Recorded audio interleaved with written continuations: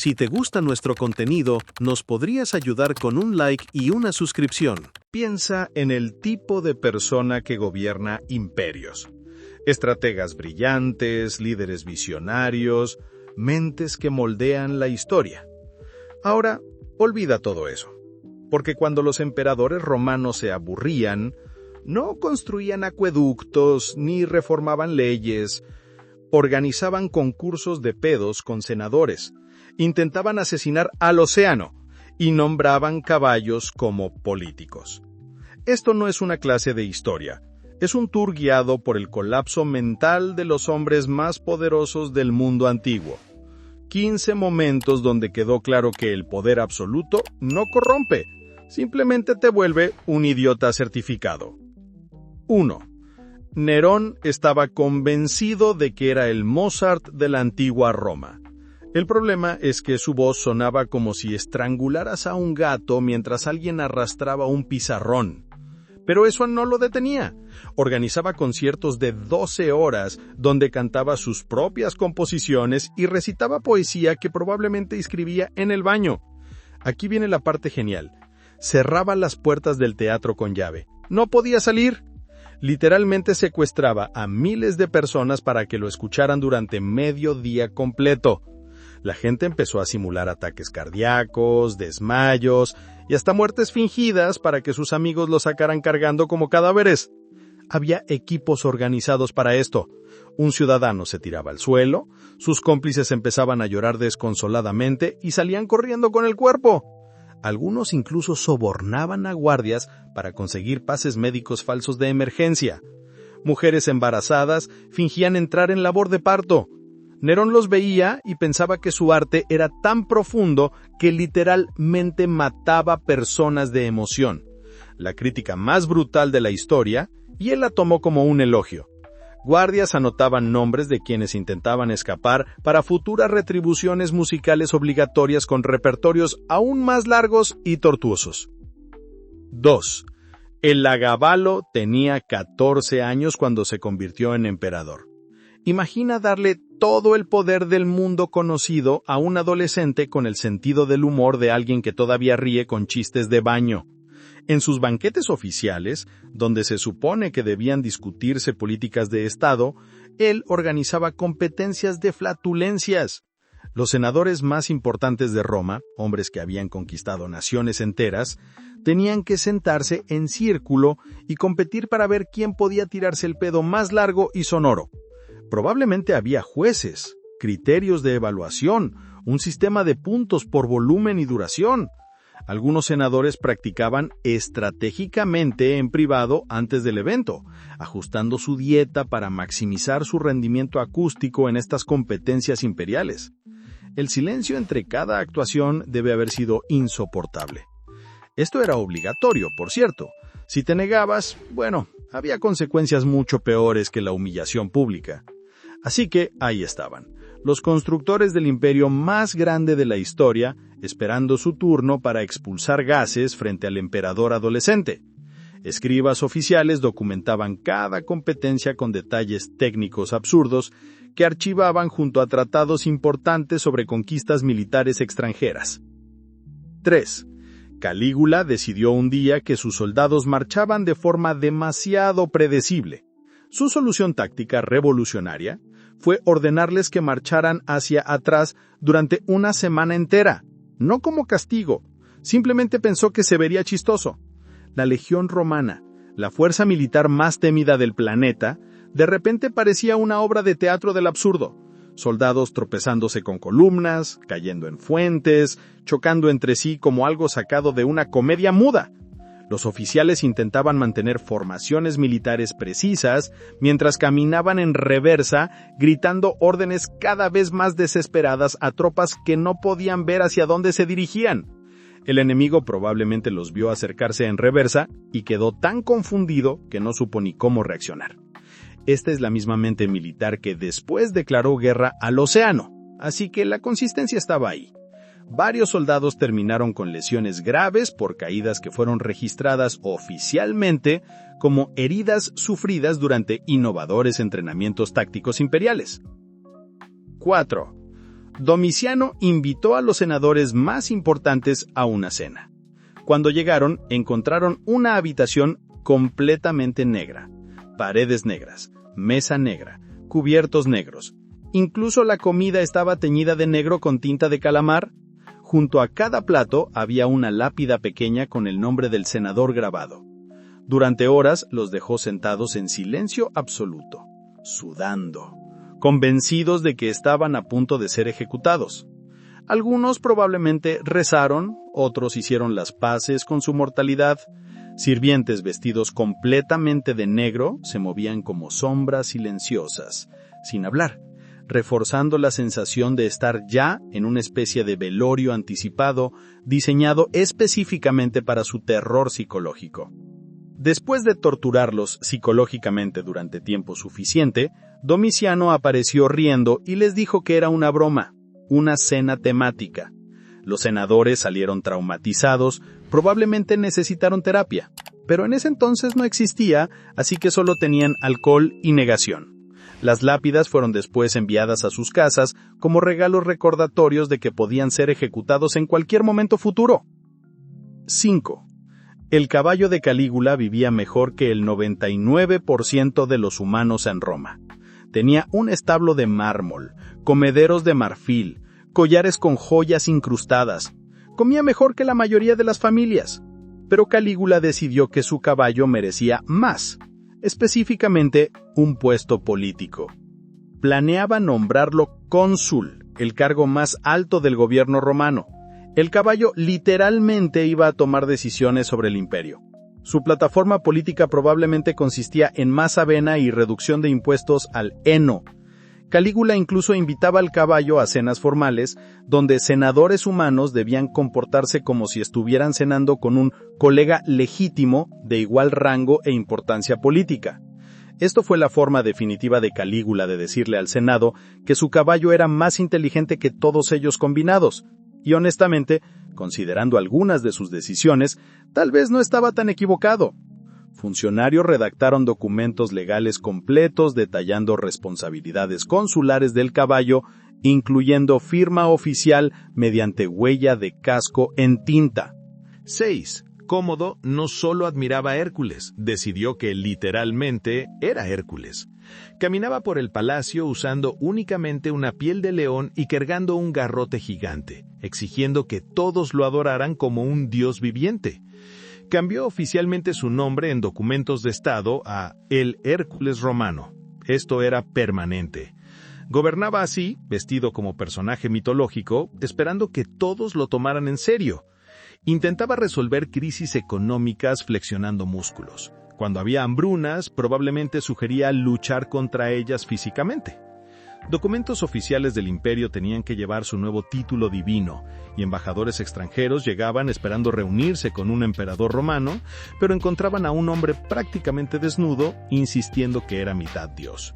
La parte más triste es que obligaba a funcionarios reales a acompañarlo en aventuras heroicas imaginarias, donde ellos hacían todo el trabajo real mientras él posaba para estatuas inexistentes. Ordenó construir templos dedicados exclusivamente a él mismo, donde sacerdotes debían realizar ceremonias diarias adorando específicamente sus bíceps y abdominales divinos. 7. Calígula miró los deportes romanos y pensó que necesitaban más caos. Reemplazó las pelotas con pulpos vivos. Los jugadores tenían que atrapar y lanzarse un cefalópodo de 8 tentáculos que activamente los atacaba de vuelta. Gente recibiendo tentáculos en la cara, siendo rociados con tinta. Todo mientras intentaban jugar algo parecido al balonmano. El pulpo probablemente tuvo el peor día de su vida. Atletas entrenados que habían perfeccionado técnicas de lanzamiento durante años, ahora tenían que lidiar con un proyectil que se aferraba a sus brazos y luchaba activamente contra ser arrojado. Para Calígula, el deporte no era sobre habilidad atlética, sino sobre ver a personas siendo humilladas por mariscos enojados. La limpieza después debe haber sido una pesadilla que olía a pescadería abandonada. Equipos perdedores eran obligados a comerse los pulpos crudos inmediatamente después del partido como castigo adicional por su incompetencia atlética. 8. El agábalo vio los juegos de gladiadores y pensó que necesitaban más pánico. Durante un evento con el Coliseo completamente lleno, ordenó que arrojaran canastas llenas de serpientes venenosas desde el techo directamente sobre la multitud. Miles de personas corriendo aterrorizadas mientras llovían reptiles. No estaba intentando matar a nadie específico, solo quería ver qué pasaba. Probablemente comía palomitas desde su palco imperial mientras observaba el caos que había creado. Guardias tuvieron que intervenir para evitar que la gente se pisoteara hasta la muerte en el pánico masivo generado por su experimento social espontáneo de terror. Serpientes cayendo entre filas de asientos, deslizándose entre la multitud que gritaba y trepaba sobre otros para escapar. No era entretenimiento, era terrorismo patrocinado por el Estado, disfrazado de diversión pública. Médicos imperiales esperaban estratégicamente posicionados con antídotos mientras contabilizaban mordeduras para futuros eventos con dosis venenosas calibradas más precisamente. 9. Domiciano tenía un pasatiempo muy específico. Pasaba horas diarios cazando moscas dentro de su habitación para después apuñalarlas meticulosamente con un estilete afilado. No era control de plagas, era su versión de meditación. Sus guardias esperaban afuera escuchando el zumbido desesperado de insectos, seguido de silencios súbitos y gruñidos de satisfacción. Cuando senadores importantes necesitaban reunirse con él, los asistentes tenían que decir que el emperador estaba ocupado en asuntos de estado cruciales. Desarrolló técnicas específicas de caza, estudiando patrones de vuelo y perfeccionando movimientos de emboscada contra presas que medían milímetros, con la seriedad de un general planificando invasiones militares. En realidad estaba librando guerra microscópica contra insectos indefensos con la concentración de un cirujano. El destino del imperio esperaba mientras él perfeccionaba su técnica de asesinato de moscas. Mantenía registros detallados de cada mosca asesinada, incluyendo hora exacta del asesinato y técnica utilizada, con estadísticas mensuales comparativas. 10. Nerón contrató una orquesta completa para seguirlo a todas partes y proporcionar música de fondo para su vida. Entraba a habitaciones y había efectos de sonido dramáticos. Pensaba y aparecía una melodía reflexiva de flauta. Si su desayuno estaba mal preparado, probablemente había un sting musical de traición. Los músicos vivían terrorizados de tocar la nota incorrecta porque una nota incorrecta podía significar despido permanente o algo peor. Tenían que memorizar cientos de melodías diferentes para cada posible estado de ánimo del emperador, desde triunfante hasta melancólicamente contemplativo, improvisando en tiempo real según sus expresiones faciales. Tenían que improvisar bandas sonoras en tiempo real para cada momento de su existencia. Nerón no vivía su vida, la producía cinematográficamente para una audiencia de una sola persona, él mismo. La orquesta trabajaba turnos rotativos de 24 horas, incluyendo música para sus visitas nocturnas al baño, con composiciones específicas para defecar. Septimio Severo desarrolló un ejercicio de humildad para sus senadores. Antes de cada reunión importante del Senado, encerraba a todos estos aristócratas poderosos dentro de un gallinero gigante. No podían salir hasta que todos cloquearan convincentemente como gallinas. Imagina a los hombres más influyentes de Roma, con togas cares, agachados entre paja y estiércol, practicando sus mejores imitaciones avícolas. Severo probablemente los calificaba. Si tu cloqueo carecía de entusiasmo, no presentabas propuestas legislativas esa semana. Había competencia informal entre senadores por producir el cloqueo más auténtico. Algunos incluso estudiaban gallinas reales en preparación para estas sesiones obligatorias de degradación institucionalizada que precedían cada debate político. Era un recordatorio psicológico brutal de que sin importar tu riqueza o estatus, él podía reducirte a animal de granja cuando quisiera. Guardias evaluaban actuaciones con tablas de puntuación oficial y los senadores con mejores cloqueos recibían asientos privilegiados durante sesiones legislativas. 12. Después del éxito político de su caballo, Calígula decidió expandir su programa de recursos humanos basado en animales. Nombró a su mono mascota como jefe de la Guardia Pretoriana por un día completo. Le hicieron un uniforme militar en miniatura con una espada diminuta que el mono usaba para hurgarse los dientes. Comandantes militares veteranos, hombres que habían sobrevivido docenas de batallas, tuvieron que recibir órdenes de un primate que principalmente chillaba, se rascaba y ocasionalmente arrojaba su propia materia fecal. Oficiales debían presentar reportes militares formales al mono, mantener contacto visual profesional y esperar pacientemente mientras el animal los ignoraba para jugar con su propia cola o intentar comer documentos oficiales. La mirada muerta de esos generales mientras saludaban militarmente a un mono usando su cola como sombrero probablemente definió sus niveles de desesperación existencial. El mono firmaba documentos oficiales con huellas de manos embarradas en tinta que fueron archivadas como órdenes militares legítimas en registros imperiales. 13. Durante debates serios del Senado sobre presupuestos militares y política exterior, el agábalo se aburría y empezaba a meter ratones vivos dentro de las togas de los senadores. ¿Imaginas estar dando un discurso apasionado sobre financiamiento de legiones y de repente sentir algo peludo corriendo por tu pierna? La cámara más poderosa del gobierno se convertía en caos instantáneo, con políticos gritando y sacudiéndose la ropa. Algunos senadores desarrollaron paranoia crónica y revisaban obsesivamente sus vestimentas antes de cada sesión, sabiendo que el agábalo tenía siempre un suministro fresco de roedores escondido estratégicamente cerca de su asiento para máximo impacto disruptivo. Para el agábalo, gobernar era secundario. Su prioridad era convertir la política en un programa de bromas escondidas sin cámaras. Contrataba cuidadores especializados de roedores que criaban ratones específicamente entrenados para correr dentro de ropa con máxima eficiencia aterradora y velocidad. 14. Cómodo estaba tan orgulloso de una de sus orejas que encargó una estatua de 50 pies hecha de oro sólido. No su cara en pose heroica, ni su cuerpo completo. Solo una oreja gigante brillando bajo el sol romano. Los ciudadanos pasaban, y se suponía que debían admirarla. Probablemente había guardias asignados a proteger esta oreja monumental. Las conversaciones deben haber sido surrealistas. ¿Viste la oreja del emperador hoy? La luz de la mañana realmente resalta su lóbulo magnífico. Turistas y delegaciones extranjeras llegaban a Roma, y uno de los primeros monumentos oficiales que debían visitar era esta oreja dorada gigante, obligados a expresar admiración convincente por la anatomía auditiva magnificada. Es el monumento más extrañamente específico al narcisismo jamás construido, un recordatorio permanente de que demasiado poder más cero perspectiva igual locura certificada.